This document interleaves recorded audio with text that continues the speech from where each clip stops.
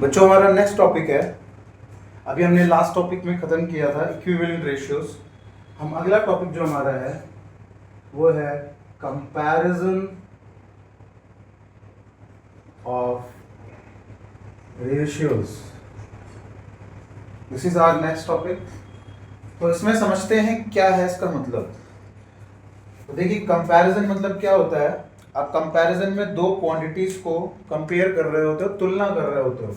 और तुलना करना मतलब क्या है? What do you mean by whenever you compare something? That means you are trying to tell which one is greater, which one is lesser. है ना, आप कंपेयर कर रहे हो तो कौन ज्यादा है कौन कम है, कौन ज्यादा लंबा है कौन ज्यादा छोटा है ना, किसका वजन ज्यादा है किसका वजन कम है, कौन ज्यादा ब्यूटीफुल है कौन कम ब्यूटीफुल है।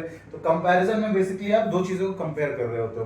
तो यहाँ हमें रेशियो कंपेयर करना है। अब देखिए रेशियो में तो आप कौन सा रेशियो ब्यूटीफुल है कौन सा रेशियो ब्यूटीफुल नहीं है ये तो कंपेयर करोगे नहीं, है ना। कौन सा रेशियो ब्यूटीफुल है इन दोनों में से ये थोड़ा ना कंपेयर करेंगे। हम उसमें क्या कंपेयर कर सकते हैं? हम कंपेयर कर सकते हैं ईदर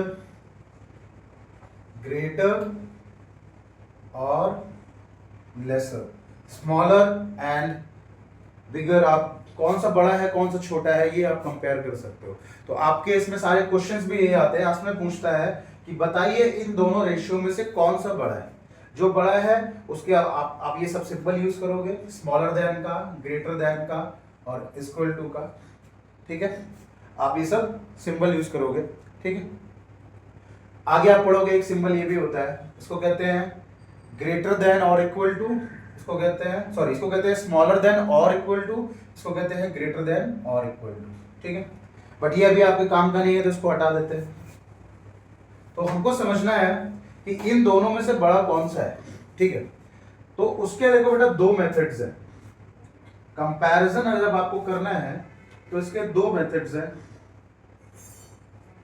एक मेथड है मेक द डिनोमिनेटर्स सेम। आपको दोनों का डिनोमिनेटर सेम कर देना है। ठीक है, दूसरा तरीका है यूज क्रॉस मल्टीप्लीकेशन। ये दो तरीके हैं। आप तो कह रहे हो सर इसका डिनोमिनेटर सेम है। अरे भैया इसमें सेम है ना, लीजिए आप बताइए। अब नहीं है सेम, ओके समझते हैं। ज्यादातर प्रॉब्लम आपको तभी आती है जब डिनोमिनेटर सेम नहीं होते। अब मैं एक से बात डिस्कस करता हूं। फॉर एग्जांपल मैंने बेटा 1/2 लिखा। अच्छा ऐसा करो, मैंने लिख लिया, इसको दूसरा चेंज करते हैं। हमने लिखा 2/5 लिखा और एक लिखा 3/5 और एक लिखा 4/5। तो बेटा इन दोनों में से क्या लगता है बड़ा कौन सा है? बड़ा सिंपल है, जब डिनोमिनेटर सेम होता है ना तो बेटा ये वाला बड़ा है, ये इससे छोटा है और ये इससे छोटा है। जब डिनोमिनेटर सेम होता है तो कंपेयर करना बड़ा आसान हो जाता है। For example in this case अगर मैं इन दोनों को कंपेयर करूं तो 4/5 इज ग्रेटर। तो अगर मुझे इन दोनों में लिखना है, अगर मुझे क्वेश्चन दिया हो 2/5 अपॉन 4/5 को कंपेयर करो तो उसमें बेटा ग्रेटर देन का साइन ऐसे लग जाएगा। जो बड़ा होता है ना उस तरफ इसका सिंबल का मुंह खुला होता है। ठीक है, आगे समझते हैं।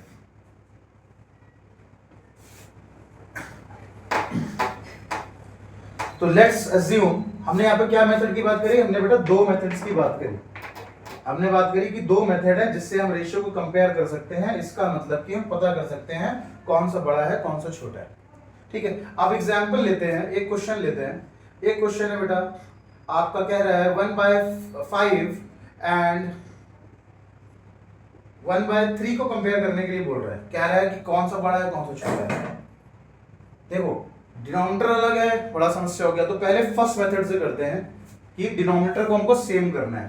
तो बेटा डिनोमिनेटर सेम कैसे करेंगे? हम लोग लिख लेंगे 1/5 ऐसे और नीचे लिख लेंगे 1/3 ऐसे। तो अब ज्यादातर बच्चे सोचते हैं सर क्या डिनोमिनेटर सेम करें।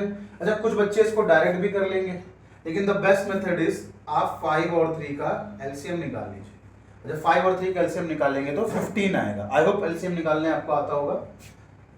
तो जब 15 एलसीएम आएगा इसका मतलब आपको ऊपर नीचे ऐसे नंबर से मल्टीप्लाई करना है कि हमारा यहाँ पे डिनोमिनेटर जो है 15 आ जाए। डिनोमिनेटर कितना आ जाए? 15 आ जाए। तो 5 में क्या मल्टीप्लाई करोगे 15 आ जाए बेटा? 5 में 3 मल्टीप्लाई करोगे 15 आ जाएगा। 3 में क्या मल्टीप्लाई करोगे 15 करें 15 आ जाए 5। And remember one thing, I have already told you, और हमेशा बच्चे ये गलती करते हैं, अभी कल भी मैं पढ़ा रहा था तो बच्चे ये गलती कर रहे थे, जब भी आपको मल्टीप्लिकेशन करना है तो ऊपर नीचे सेम नंबर से ही मल्टीप्लाई करोगे। तो मैंने नीचे 3 मल्टीप्लाई किया तो ऊपर भी 3 मल्टीप्लाई करो, नीचे 5 मल्टीप्लाई किया तो ऊपर भी 5 मल्टीप्लाई करो।